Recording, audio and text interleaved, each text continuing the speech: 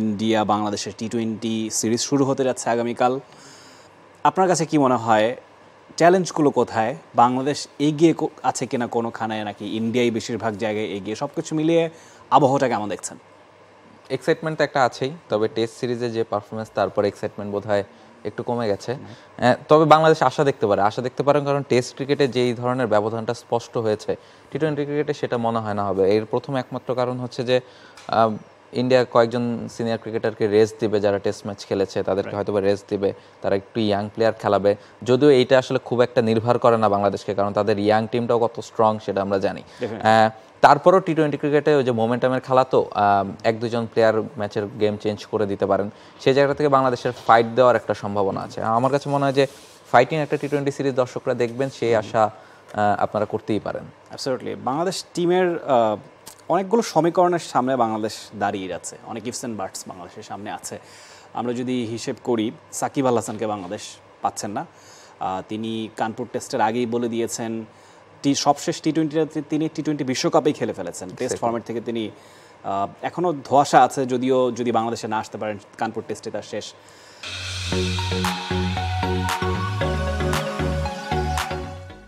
তার জায়গাটা পূরণ করা মেহেদী মিরাজকে কনসিডার করা হচ্ছে। অনেকেই বলছেন যে Mehidy Miraz could be the best alternative for Shakib. সেটা তিনি পারবেন কিনা, মাহমুদুল্লাহ রিয়াদের অবসর নিয়ে গুঞ্জন উঠছে, সেটা আমরা নিশ্চয়ই বলবো, আরও অনেক কিছু। এছাড়াও যদি আমরা দেখি টপ অর্ডারে বাংলাদেশের ব্যর্থতাটা অনেক প্রলংড অ্যাক্রস দ্য ফরম্যাটস, টি-20 হোক, টেস্ট হোক, ওয়ানডে হোক, সবখানেই এই ব্যর্থতাটা আমরা দেখতে পাই। জোরদার প্রস্তুতি গোয়ালিয়রে বাংলাদেশের ক্রিকেটাররা নিচ্ছেন। নতুন স্টেডিয়াম অভিষেক হতে যাচ্ছে স্টেডিয়ামের, নিশ্চয়ই প্রচুর দর্শক সমাগম হবে, যদিও সিকিউরিটি থ্রেট আছে এখন অবধি। সিকিউরিটি প্রোভাইড করছে বিসিসিআই ভালো মতোই, এবং গোয়ালিয়রের স্থানীয় পুলিশও সহযোগিতা জানাচ্ছে। চ্যালেঞ্জের জায়গাটা সবচেয়ে বড় কোনটা আপনার কাছে? এই যে টিম কম্বিনেশনটা সাজানো, আপনি যেটা বলছিলেন যে সাকিব যেহেতু খেলছেন না এই সিরিজ থেকে, ফলে এই জায়গাটাতে খুব স্বাভাবিকভাবে তিনি ব্যাটিংটাও করে দিচ্ছেন, বোলিংয়েও 4টা ওভার তার নিশ্চিত। এমন একজন ক্রিকেটারকে তো যখন হঠাৎ করে দেখবেন যে আপনার টিমে আর নেই, আপনার ক্যাপ্টেনের জন্য খুব ডিফিকাল্ট টিমটাকে ব্যালেন্স করা। সেই জায়গাটাতে বলা হচ্ছে মিরাজ দলে ডাক পেয়েছেন, কিন্তু মিরাজ তো আসলে রেগুলার টি-20 দলে খেলছিলেন না, ফলে তার জন্য কোপ আপ করার জন্য হয়তো বা তাকে কিছু কয়েকটা সিরিজ সময় দিতে হবে, কিংবা তিনি টি-20 ক্রিকেটে ওয়ানডে টেস্টে যেভাবে পারফর্ম করেন সেভাবে নিজেকে প্রমাণ করতে পারবেন কিনা সেটাও দেখার বিষয়। তার জায়গাটা তো আসলে এখনো কনফার্ম না। সেই জায়গাটাতে আমার কাছে মনে হয় যে শেখ মেহেদী যিনি আছেন, তিনি বরং তাকে আমরা আরও বেশি প্রমোট করতে পারি, কারণ তিনি টি-20 ক্রিকেটে খেলছেন অনেকদিন ধরেই, এবং তার বোলিংটা আমরা দেখেছি যে বোলিংটা কিন্তু বেশ স্টেবল। তিনি 4টা ওভার বোলিং করতে পারেন, এবং এই জায়গাটাতে তার ব্যাটিংটাও তিনি 7-8 ব্যাটিং করার সুযোগ পান, তবে তার 6 হিটিং অ্যাবিলিটি আছে। ফলে সেই জায়গাটা থেকে টি-20 ক্রিকেটে তিনি বরং আমার কাছে মনে হয় যে মিরাজের থেকে একটু এগিয়ে থাকবেন। তবে মিরাজের জন্য সুযোগ আছে, যেহেতু একটা জায়গা ফাঁকা হয়েছে, তিনি যদি প্রমাণ করতে পারেন, সেই জায়গাটা যদি তিনি নিতে পারেন, তাহলে তো আসলে আলটিমেটলি বাংলাদেশের জন্যই লাভ।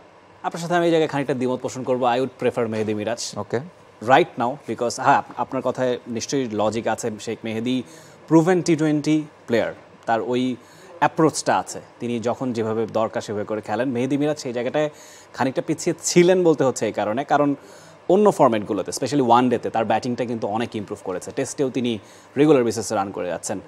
বল হাতে বোলিং একটা ডিফারেন্ট কনসেপ্ট। টি-20তে কিন্তু সেরা বোলাররাও যে কোনো দিন যে কোনো সময়ে অনেক মার খেয়ে যেতে পারেন। সেই ক্ষেত্রে শেখ মেহেদীও অনেক সময় এক্সপেন্সিভ হয়েছেন।